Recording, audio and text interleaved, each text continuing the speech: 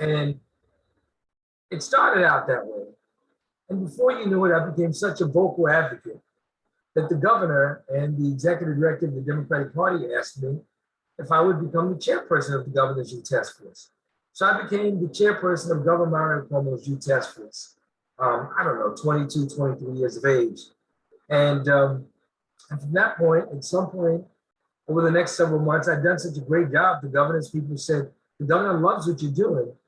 Why don't you run for the Young Democrats presidency? It'll be a great thing for young people of color because we've never had a person of color in all the years the Young Democrats has existed in New York State to ever be the president. And the Young Democrats at that time had existed since 1936, FDR.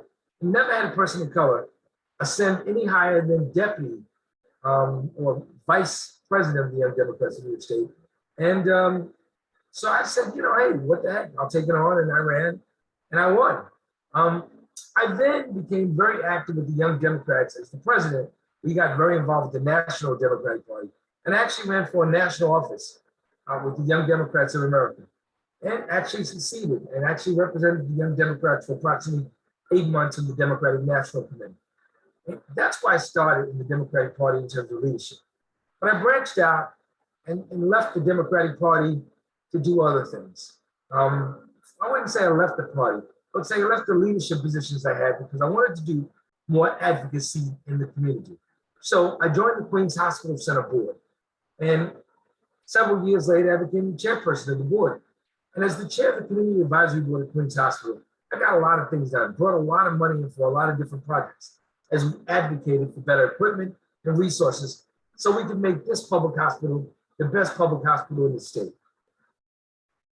As time went on, and I was working at York College, I got very involved with the union. I became a labor activist organizer. Before long, I became one of the leaders, not just at York College, where I was working, but one of the leaders for the Professional Staff Congress, which is the union for the staff and faculty of the City University throughout the campus. In fact, I became a member of the board for the cross-campus chapter, which we consider the chapter leadership board for every CUNY school. And in the midst of all of that, I stayed involved with my church. And I became involved with the Knights of Peter Claver. And eventually I stayed so long that, I decided to do other things and I moved on. And I came back. And so now I'm the area deputy for the Knights of Peter Claver Ladies Auxiliary of New York State. And between those times, I served on several nonprofit boards representing commissioners of Parks and Recreation, representing the city council person, representing New York College. Probably maybe the one board that I'm most proud of is the one that I evolved. I evolved into a leader after joining the board as a representative for York College. I evolved into a member of the board in leadership, became the treasurer of the Jamaica Center for Arts and Learning. And I did that for several years as the treasurer. In fact, it was a very difficult time. We were losing arts programs throughout the city. We were leaving the public school system. They couldn't afford to do them anymore. And we had an art center right in our community, and it was doing very poorly. Unfortunately, we had somebody who was charged with malfeasance, left the country, absconded with several dollars, several hundred thousands of dollars. And it was up to me as the treasurer to try to put things back together with the president and the executive director. Well, we were able to do that. And now we have a very thriving art center on Jamaica Avenue. So these are some of the leadership positions I've taken on over the years. I've done so much in terms of leadership, in addition to being in leadership at York College as the Associate Director of Student Leadership and Campus Programs, that I decided to go on and get my doctorate in executive leadership several years ago. And so now I have a doctorate in executive leadership. And with that doctorate, I'm able to look at several issues. In particular, my dissertation focused on the impact of leadership training on Black male STEM majors at a four-year college. But my focus is on trying to get Black men in and out of high school, through college, and into thriving careers. That's really what my dissertation really kind of brought forth for me. And so that's my passion. Black men have the lowest graduation rate of any race, gender in high school and college in the United States. So my focus has been on trying to assist those Black men and brown young men, trying to help them get through high school and get through college and on to whatever else they decide to do afterwards. Yeah, that hits home. I mean, I literally graduated last week, Wednesday, and that was from my degree 2 years ago during the pandemic. But I understand because it was really just maybe three of us in the entire, college, and then so on and so forth throughout the rest of the school. So I totally understand. But with that being said, I think it's a good transition to the conversation about you spending 25 years working at your college. Um, that brings us to the subject of, education via higher education. When elected, what do you want to do for students tomorrow that you cannot do today? Well, it's a great question, Wayne. And I've been in York College for 29 years as of July. Um, Several years teaching during that time, as an administrator for 29 years, teaching close to a decade, if not a decade or more, political science, public administration, student development. So I have a really good idea of what needs to happen to make sure that we get young people in and out of school, right? It's something we can do in the state, or a number of things, I should say, we can do in the state. Maybe the first thing we can do is make CUNY and SUNY 100% tuition free. We talk all the time about a CUNY New Deal, but we also should talk about SUNY. Listen, state and city education should be free. Our city university system started out as an opportunity for people to go to school for free. In the 30s and the 40s, a lot of young people came to college and was for free. A lot of Jewish students came to City College and other colleges. In fact, York College had a lot of Jewish students when it first got started, even though it was based on the campus of Queens College. And then, even though we moved over to York College and over to Jamaica, the current campus area, so a lot of Jewish students, a lot of Jewish professors. CUNY was free at one time. It seemed like then we had a lot of people who decided of color that they decided that they wanted to come to school. All of a sudden, it wasn't free anymore. We've got to go back to where we were. CUNY and SUNY should be tuition free. We're making students, some of my students have, had to make very difficult choices, and not just during the pandemic, even before this. I mean, we live in a hunger desert, right? In Southeast Queens, right in the middle, in Jamaica, we live in a hunger desert. I had students of mine who had to make a choice between whether they could pay for their books or whether they could eat lunch during the day. They would sometimes be there all day, grab a snack bar for breakfast, and not be able to eat the rest of the day because they just couldn't afford to eat. We would, sometimes the students would get together, they would use the student activity fee money, have big events.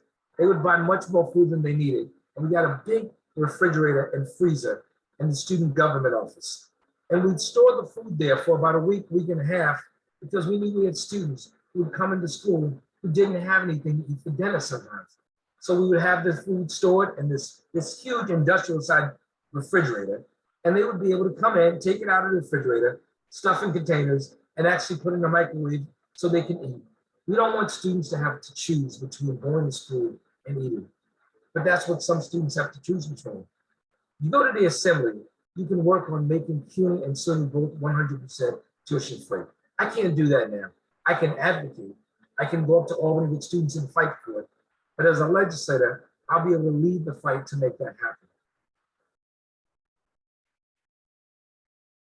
Yeah, the game changer right there. That free education, that's trajectory, that's family income. That is not having student loans that you hope and pray to get forgiven, and just being able to buy product. You're really unlocking the gamut there. Are there some other things that you believe on a higher education front we can do to move the needle forward? A lot of our students have to rely on financial aid to come to school. I relied on financial aid. Listen, there's no way I would have been able to go to York College. I was working at the Department of Motor Vehicles, a job which was gotten for me by my late mentor and leader, Fred Wilson. Fred Wilson, before he passed away, got me a job working at the Motor Vehicles. Political appointment. I got my high school diploma. I'd done a lot of stuff politically. And he said, we're going to make sure you get a good job with benefits. Talked to some of my friends today. Met another friend and colleague of mine in Rochdale Village who worked at the Motor Vehicles with me years ago. Today, just actually. I went to work at the Motor Vehicles, and then Tom White talked to me about going to college. And Tom said, I went to college. I said, Tom, college is not for me. I barely got out of high school. And Tom said, yeah, well, I didn't do so well in high school either. Trust me, college will be different. There was a gentleman by the name of Nat Singleton. And Nat Singleton told me a story about a gentleman by the name of Trellis Pompey. Trellis Pompey had been very active in a Democratic club, and they considered themselves Lindsay Democrats. They were Democrats supported John Lindsay. And Trellis Pompey was so active that when he got his high school diploma, they asked him, they said, what do you want to do? Do you want to be an elected official, or do you want to be, a civil servant? Trellis said, I'd like to make money. So they gave him a job, worked at the airport, got him a job in runway operations. Well, Trellis was very happy, went on very many years later to actually become the director of runway operations at Washington Dulles Airport. When Trellis did that, everybody said it was great. But Nat Singleton said to me one day, and he told this story to so many people, he said, so is that what you want to do? I said, I'd love that. That sounds like a great thing. Nat said, but you can be greater than that. You can make more of an impact in the community if you go to college. He said, Trellis Pompey went on to become director of runway operations. But you know what? If Trellis Pompey would have stayed active in the community, he could have been mayor of New York and impacted so many more people. What do you want to do? And I said, I want to impact the community. So Tom White said, well, let's go back, take a look at York. Well, I went to York College one day, and they said to me, you're working full-time. You only have a regular high school diploma. You don't have a Regents high school diploma. You have a regular high school diploma. The only way you can get into York College is to go through the SEEK program. I asked them about SEEK, and they told me it gives you financial aid, it gives you special assistance.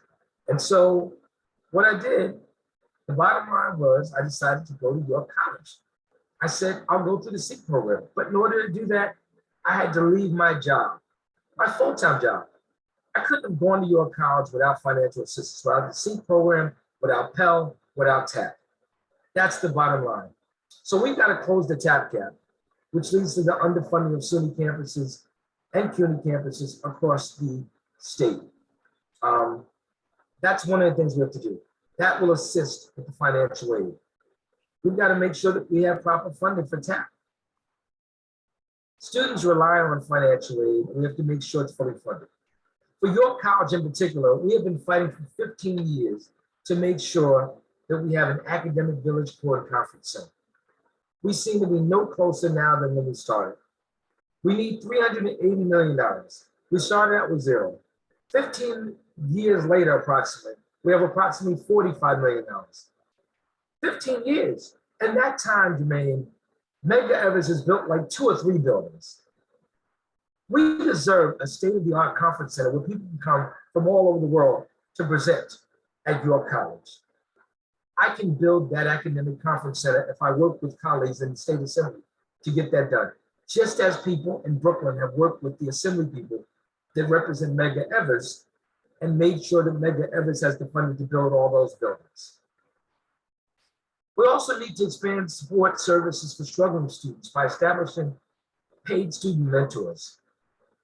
What we started at York College about a few years ago was a program where we had upperclassmen actually assist with people who were recommended by the Academic Advisement Office to assist them with advisement of courses in academia, and also we can help with mental health counselors. We can help fund more mental health counselors. So mentors, funding more mental health counselors seems like it's something simple to do.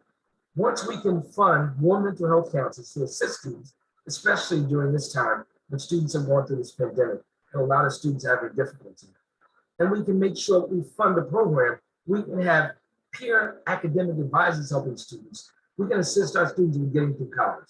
These are 2 things that I can't do now, which I could do with funding from the state by becoming a state assembly person. We've also got to increase the ratio of faculty to students in the classrooms. A lot of adjuncts take on so many students. A lot of full-time professors can make a decision not to take on maybe more than 15 or 20 students per class. But adjuncts, if you want to teach, you have to take what you have. I've sometimes had 8 o'clock in the morning, Saturday morning classes with 56, 57 students. You can't imagine how difficult it is to teach a class of that size. And it certainly is no fun to try to grade a class of that size, Jermaine. Right, right. You know, first of all, I appreciate the fact that you kind of infused some of those very poignant like stories of the young people having to struggle to get their books or eat. That type of stuff is a problem that we need to really address in our communities, and specifically for our higher education. It seems like there's a lot of plans of what you want to do. I'd love to now use this opportunity though to pivot to the fact that, as my profession, working with foster care youth, some of them go on to college and we're trying to increase the rate of them graduating. But I noticed that, not every one of our young people are bound for college. We may have that desire, we may have that want, but not every one of them is, they're bound to go to college. What are you going to do to help young people that have no interest in college? We go around the community and talk a lot about these issues. When I got my doctorate and I started talking about students going to college and how important it was for students to go to college, I was really excited. I came home one day to my apartment and I had a bunch of guys outside and they were talking about the fact that, I was now a doctor and I got a doctorate. There was a young brother who was there and he looked at me and said, "So what are you going to do for me?" I said, "Well, what do you mean?" So what are you going to do for me? I said, "Well, what do you want to do?" He said, "I need a job." I said, "Well, have you gone to college? Let's talk about why you should go to college and how that makes sense." And he said, "I just did 15 years upstate." He said, "College is not for me." I said, "Well, college is for everybody. I thought it was for me." He said, "No, this is not for me. I need you to tell me what it's going to do for me." I said, "You know what? We've got to begin to think about some other options for people who don't want to go to college." Vocational training. We've got to expand vocational training in entrepreneur high schools. We used to have shop classes. We used to have home economics. We don't have that stuff anymore. So we got to get that back, right? We got to have the state fund these programs in the high schools. There's a program called CUNY Prep, which is a Bronx-based program, which helps high school dropouts earn their high school equivalency. And the bottom line is we have to make sure that we prepare comprehensive preparatory programs that can provide flexibility and college readiness to students who drop out, not just in the Bronx. We can do this throughout CUNY. And then studying the feasibility and reimagining and repurposing the currently closed New York City Housing Authority community rooms and recreation areas, something I've been talking to the president of the South Jamaica Houses about. We talk about our New York City Housing Authority complexes. And Manny and I've talked about this a little bit. I want to make sure that we actually reopen the recreation centers and repurpose them so that we can do some different things, right? So right now, a lot of these recreational centers are closed. But what if we reopen them and actually then had skilled trade programs running in these centers, using the space so that we can teach people not just in the housing authority, but we can teach people who are from outside South Jamaica houses to learn skilled trades, teach them about being a licensed electrician or licensed plumber or carpenter. What if we had these trade programs that were based in the housing authority because we can use the space, but it becomes a space that can be used by people throughout the community? That's something I want to do. I want to see if we can study the feasibility of doing something like that. I think it's possible. And as I talked to the president of the Tennis Association, that's something I'd like to try to see if we can do.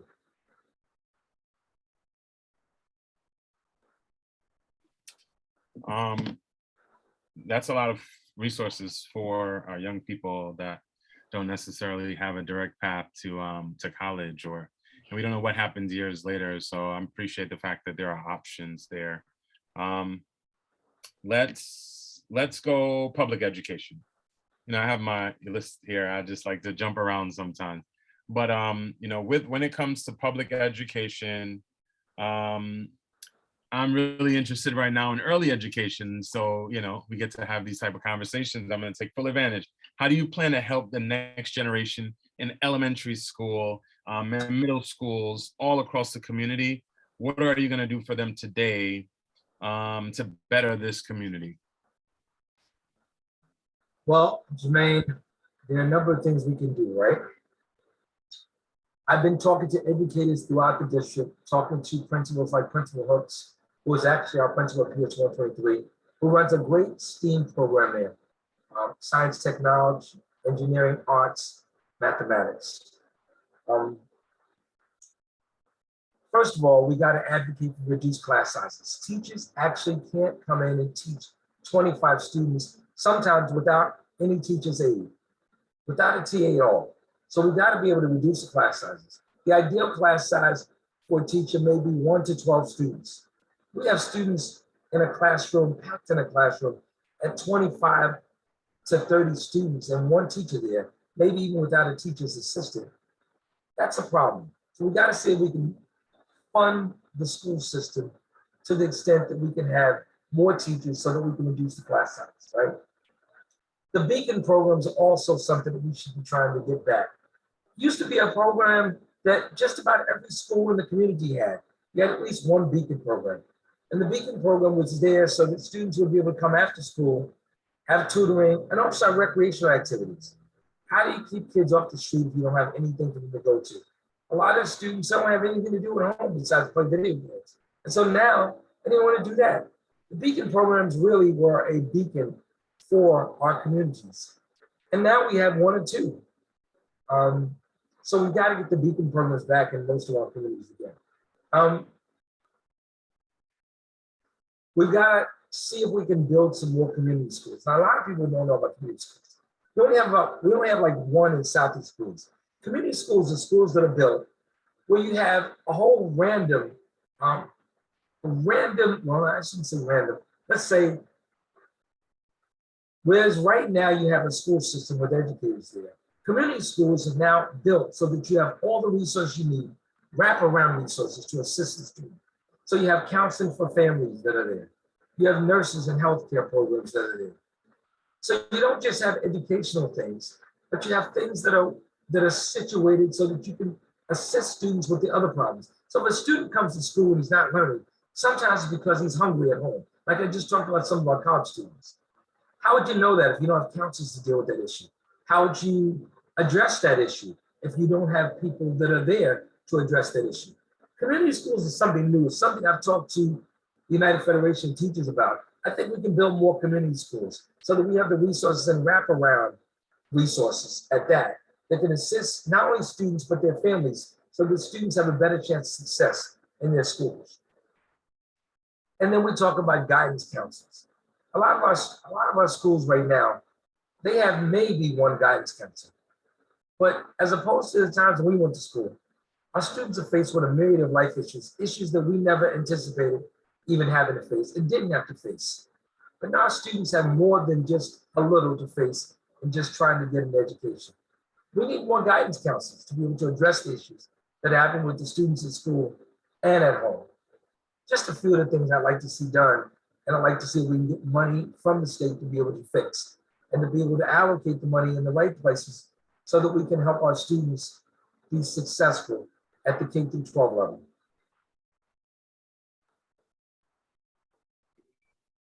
Yeah,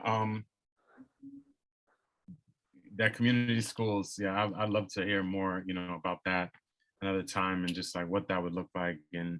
But like I said in the last community conversations, I think it's really going to take innovative ideas, new approaches for the change that we need in our communities, because it's about time, it's about time for that change.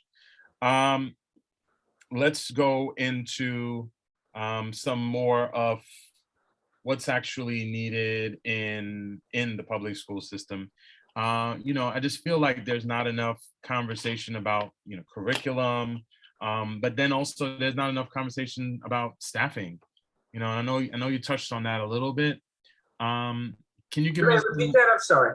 Yeah, just there's been a lot of conversation about curriculum, especially with the idea of critical race theory, which is seemed to be a New York thing where we're moving in the right direction towards educating our young people. But conversely, there's not enough conversations I feel around staffing and the teachers. And I know you touched on it a little bit about the fact that there are no TAs. is there some things that you see are deficits or opportunities for us to do more? Again, we talked about counselors, but we don't talk about social workers. We should have licensed social workers in every school. There's an assembly bill there in the assembly right now that needs to be pushed, that needs to come onto the floor so that we can have that addressed. And then we have some other things that we need. Of course, we talked about nurses and we talked about healthcare professionals because, of course, some children have issues and their families don't have the proper healthcare. But if we had the nurses in the school, then the nurses could assist with that. If the counselors came to them and said, there's an issue here that we need somebody to address, and you don't have a nurse, which a lot of schools do not have anymore, then that's a problem. So we've got to make sure there's funding for that. You can't always assume the parents even have the time to take their kids to get properly taken care of at a healthcare facility, local or a local hospital. Yeah, we usually wait till the end to get the questions from the chat, but I think Lisa Clark really hit a point here, and I'd love for you to expand on it and just get more. What about training young people in peer mediation? Do you see any value in getting our young people prepared for some peer-to-peer mediation and what that would mean for our communities and schools? Jermaine, I'm having trouble hearing you. Okay, so Lisa Clark, can you hear me now? Yeah, I can hear you. What'd you say? Yeah, I said Lisa Clark. Yes. Clark, yes, in the chat. She asked about training young people in peer mediation. Yeah, is there some feedback you want to give on that? Some ideas, some things that jump out at you right away? Absolutely. So we used to have a program in high school. It's called SPARK, Special Prevention and Rehabilitation Through Knowledge. It was a peer counseling program where students assisted other students who were sometimes having trouble in school, sometimes very troubled in school or trouble at home. Sometimes the trouble included use of alcohol and or drugs. And what we did was we learned how to be able to be peer mediators to discuss issues with students where we thought we could make a difference in intervention, telling them about the ills of using drugs. And if we thought that there was an issue that happened in school, or if the principal of the school or one of the counselors or one of the vice principals said to us there was a big issue that needed to be addressed, like there was a big fight or a riot that was about to happen, could it be a race riot? They would sometimes call us in as SPARK counselors, and we were basically peer mediation counselors, to come in and see if we could diffuse the situation, talking to the people who are the leaders of both groups, or talking to the people who might be at odds, who may have friends that wanted to get involved, and to see if we can make them understand that this is not a good situation, which will result in people getting suspended and possibly people getting kicked out of school. So we used to have that program in all the high schools. Something can be used at a higher level.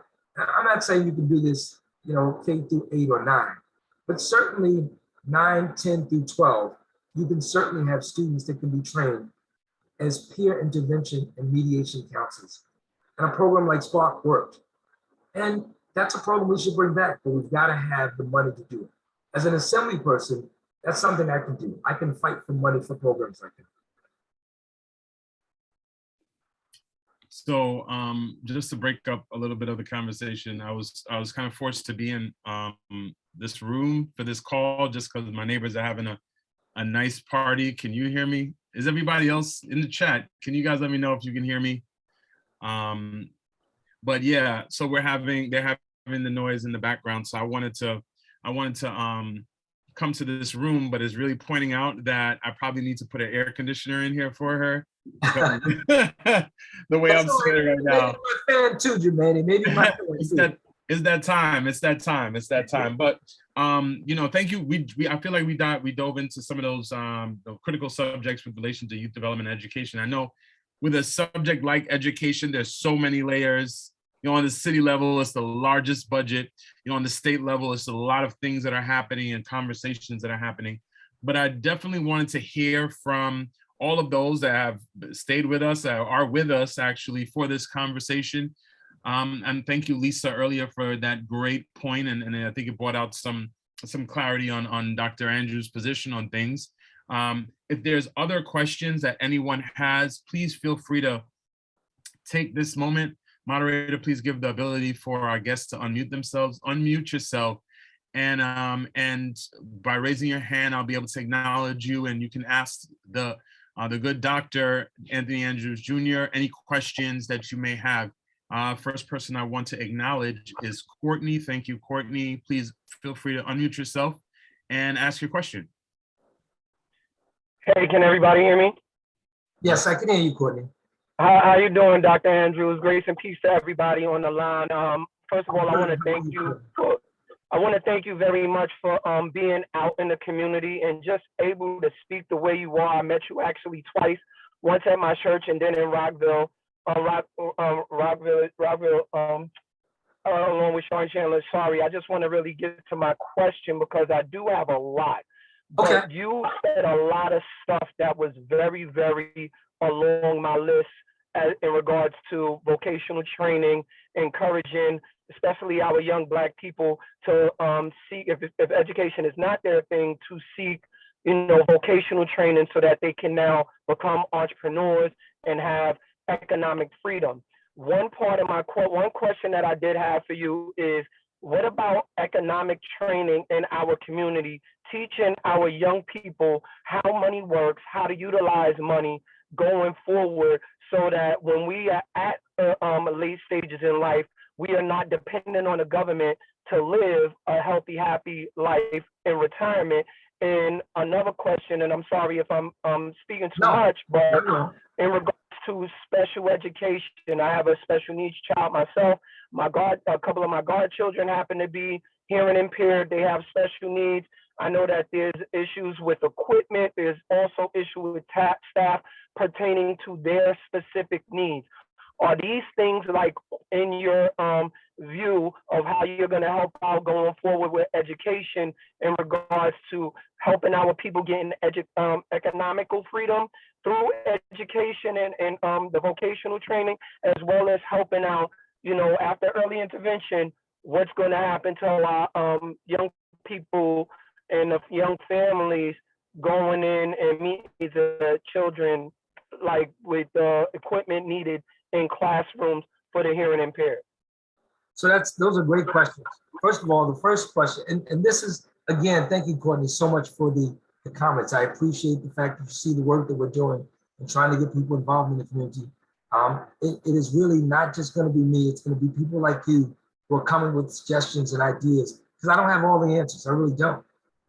So in talking about, we have not talked about, having discussions about economic intelligence. How do we get people and families to understand how to invest their money and how to set up businesses and how to establish trust funds? And we haven't talked about any of that stuff. That's stuff that we don't even have as part of our platform, but it is stuff, you're right, that needs to be dealt with. So I'm going to rely on people in our community who have the skill set to assist me with things like that.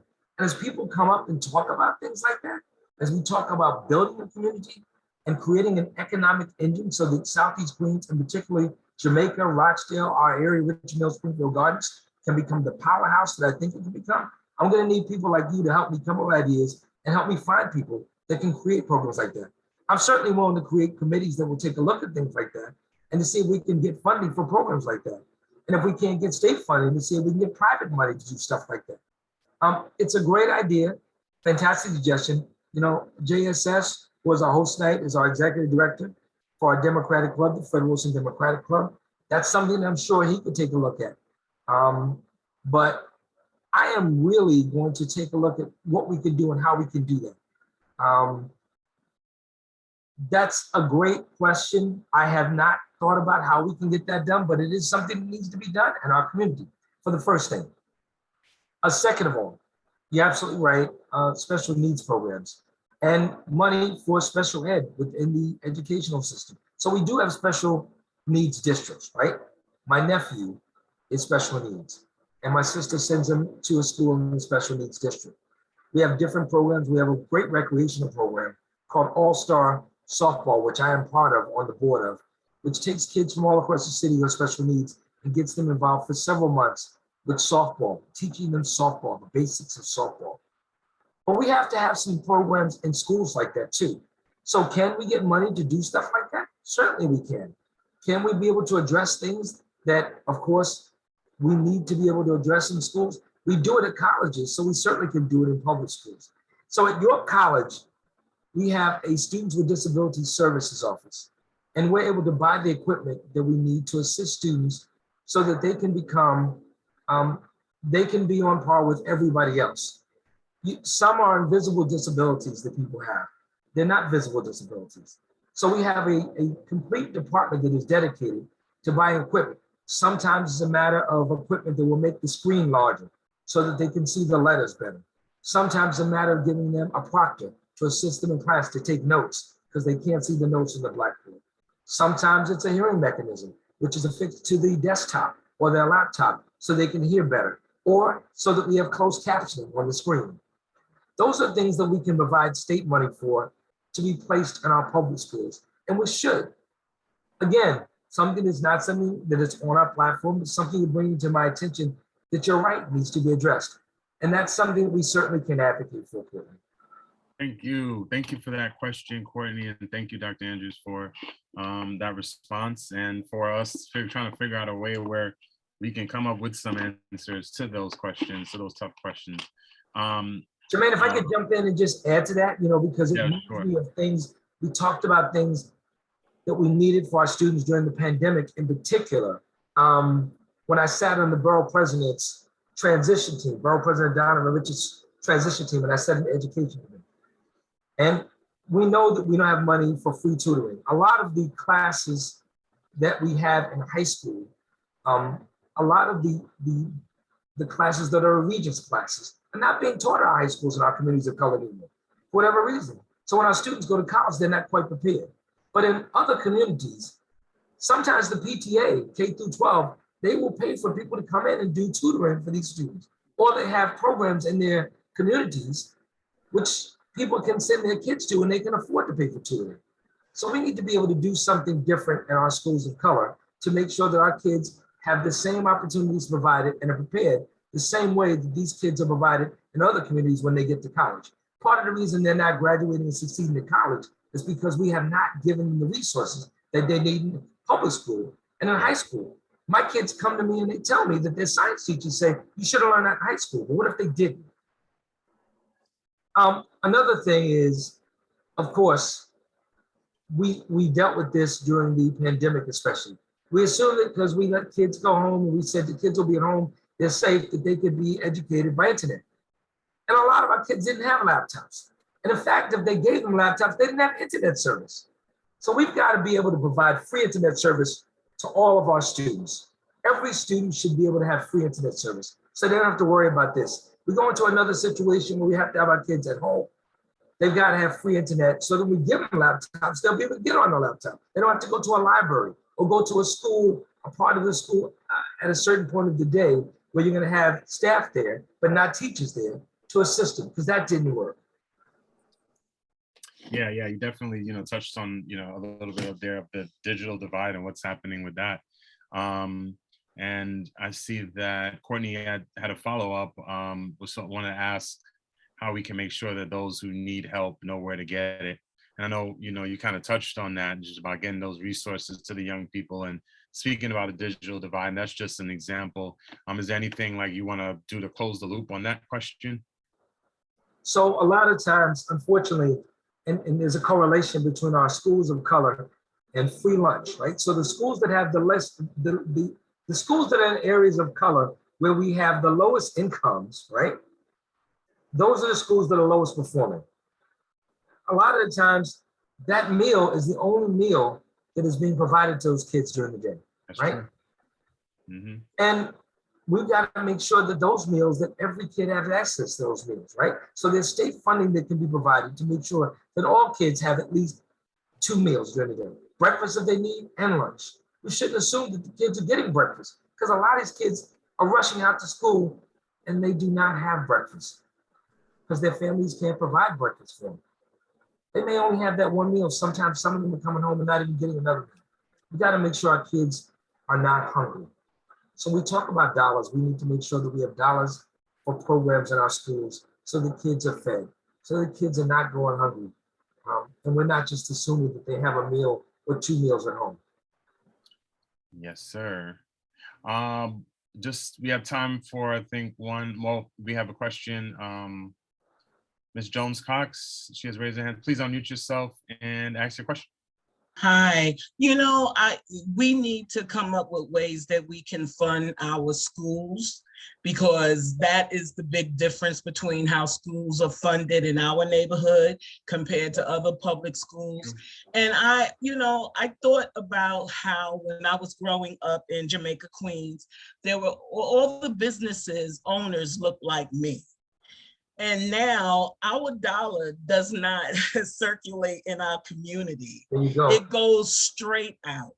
And I was thinking there should be a way that we can have these local businesses invest in our schools. So just like we put an A and B rating on their food and the cleanliness of their place, we should be able to rate them as far as how they quarterly maybe contribute to the local schools in their neighborhood. Because we also as a people have to learn how to make our money circulate more in our community, because we just don't. And we know there's a lot of different reasons for that as well. But that's just something that I was thinking of. We got to give these businesses incentive to give to our schools. You just can't come in the neighborhood and take. So it's funny because, and Ms. Jones Cox, I knew a young woman who grew up in my neighborhood, a little bit older than me, by the name of Leotis, lives across the street from PS 123. Yeah. And is that you? Yep. How are you? Good. And as you were talking about this, I was thinking about this story. It was told to me by a business person. So let me tell you what I want to do. And I'll tell you first of all about the story. I'm over in Richmond Hill, and I'm over at an event in Richmond Hill.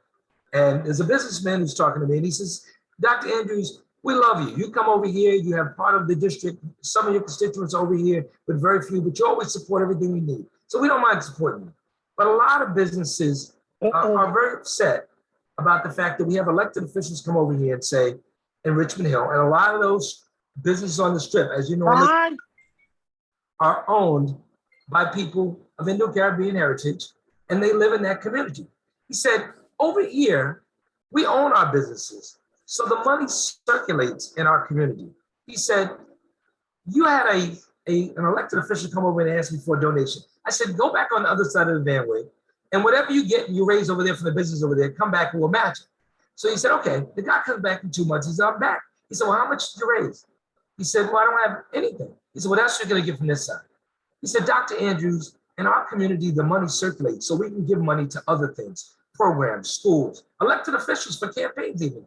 But in your community, on the other side of the bandwidth, the money leaves your community at 4 o'clock. And Leotis, it began to make me think. And I said, you're absolutely right.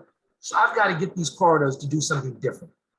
I've got to make sure that we get the economic strips like Sutphin, Guy Brewer Boulevard, and Merrick Boulevard to do a little bit more. How do you do that? I got to get more businesses that look like us.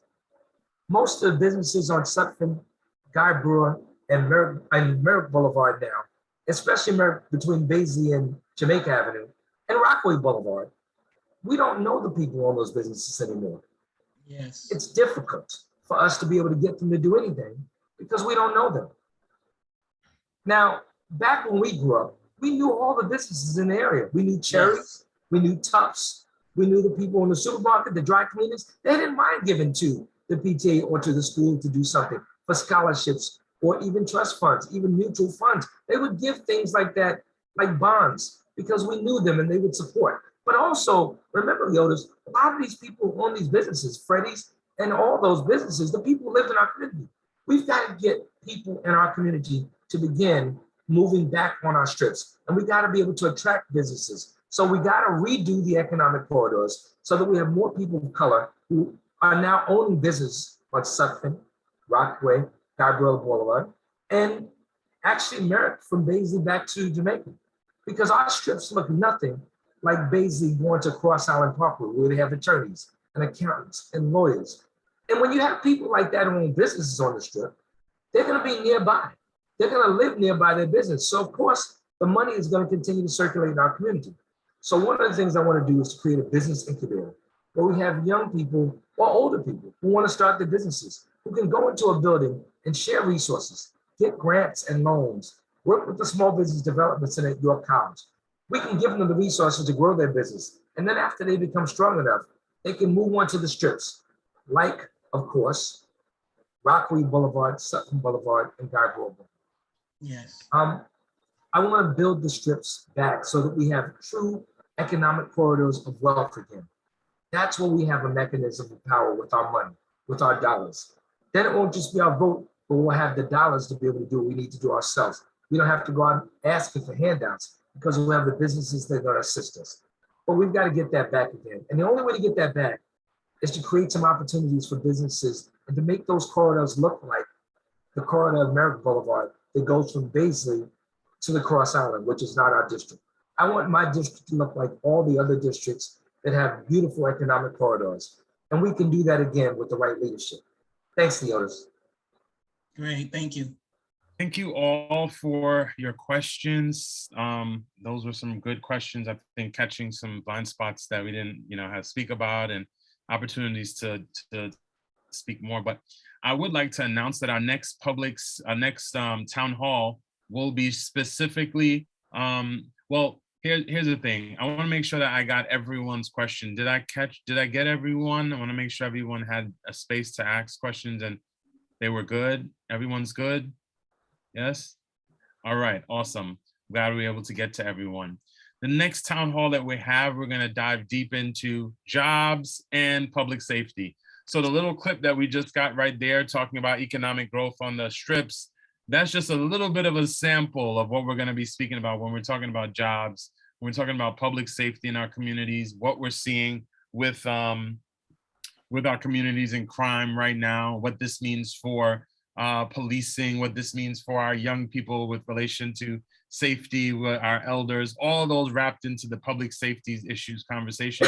So you can join us for that conversation on Friday, May 27th. That is next Friday, if I'm correct. Yes, this Friday coming at 7 p.m. Friday at 7 p.m. I know it's prime time, but 7 p.m. Please feel free to join us for that conversation around jobs and public safety issues. That is our town hall. I'm excited to have that conversation, Dr. Andrews. I'm sure, from your website already, there's a lot of information about that, but to hear you go in detail about it will be really beneficial. So as we always say, please tell a friend to come out to this conversation. Some people that in the district, some people that that want to get involved or don't want to get involved in the political process, but they should be a part of the political process. This is a nice, very light feel for them to be able to see what the conversation is, how it impacts them. So I'd really, it would be really beneficial if you spread that word so they can hear the good message that Dr. Andrews is speaking around jobs and public safety. I'd like to take this opportunity before I give the mic over to Dr. Andrews for his closing remarks. I'd like to take the opportunity for everyone that took time out of their schedule on this beautiful Saturday evening where the sun doesn't look like it's going down and the weather is a little bit over just right, but it was just right. And I'm so happy to have all of you in this conversation today. Thank you for your feedback. Thank you for your questions. Thank you for being on time and being willing participants, hearing what it is that Dr. Andrews hopes to bring to the community. So I'd like to say thank you. And with that, I'll definitely pass the floor to you, Dr. Andrews. Thank you, JSS. And thank you everybody for coming out. I know, coming out in the evening, it's nice outside. You got family things you're doing. I appreciate everybody coming out. And I thank you so much for joining us and having this discussion. We're gonna have many discussions like this. And God willing, when you assist me in this campaign with winning, then we will have many town halls and group meetings throughout the district to talk and discuss these things. I'm getting ideas from you as we speak about these things at these town halls. I'm hoping that we really come together as a community so we can really work together to build a stronger community. And this is just the start. So I thank you all for coming out. And I hope you come out to the next events. And remember, if nothing else, as Jermaine says, tell a friend who tells a friend. And of course, tell your friends and neighbors and family to vote for Dr. Anthony Andrews on June 28th. Early voting starts June 18th through June 26th. So we are now less than a month away from early voting. So please come out and tell your friends and family. I want to see if we can strengthen this community and change things for the better for you and for me. Have a great evening. And thanks again. Great job, Jermaine. Thank you. Thank you. Thank you. All right. Have a good day, everyone.